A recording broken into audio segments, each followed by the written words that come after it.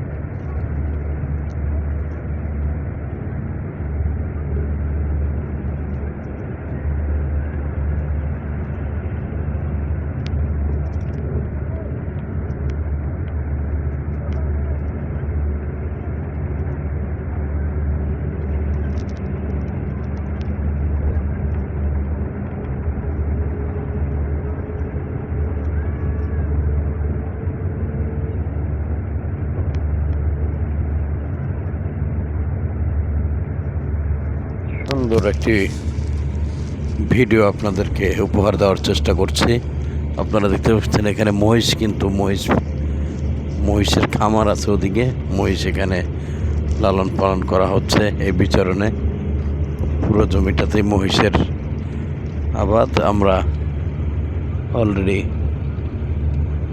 চলে এসেছি সেই টানেল।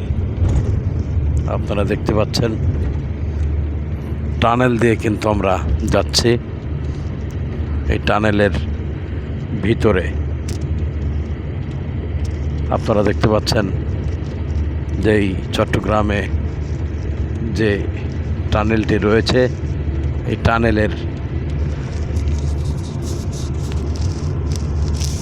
টানেলের ভিতরে আমরা কিন্তু আছি দর্শক।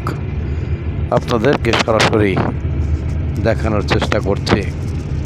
আপনারা দেখতে পাচ্ছেন কত সময় লাগে আমি জানি না, তারপরও আপনাদেরকে দেখানোর চেষ্টা করব। কক্সবাজার থেকে ঢাকায় যাওয়ার পথে এই চট্টগ্রামের যে টানেলটি রয়েছে, ছাদের অংশটা দেখানোর চেষ্টা করলে আপনারা দেখতে পাবেন যে শুধু বাতি দেওয়া, পাশে কিন্তু লাইট। আর এই যে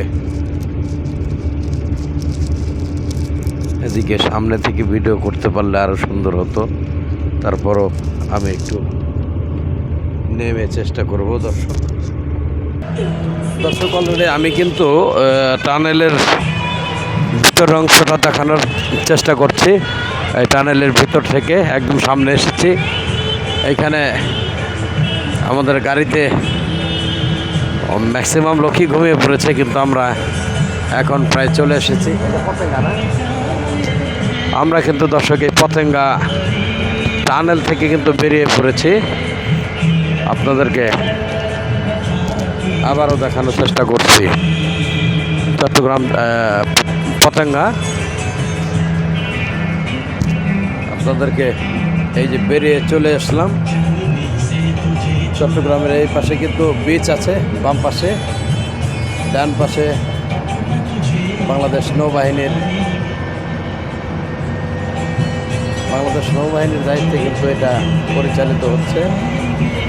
আপনারা দেখতে পারলেন পতেঙ্গা সি বিচ আমার হাতের বামে, এবং চট্টগ্রাম যে এয়ারপোর্ট, এই এয়ারপোর্টটি কিন্তু আমার হাতের ডান দিয়ে।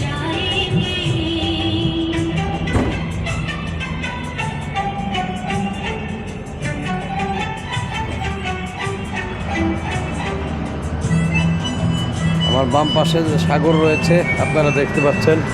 এই সাগরের যে কিছু দৃশ্য আপনাদেরকে দেখানোর চেষ্টা করব। এটা হচ্ছে পতেঙ্গা।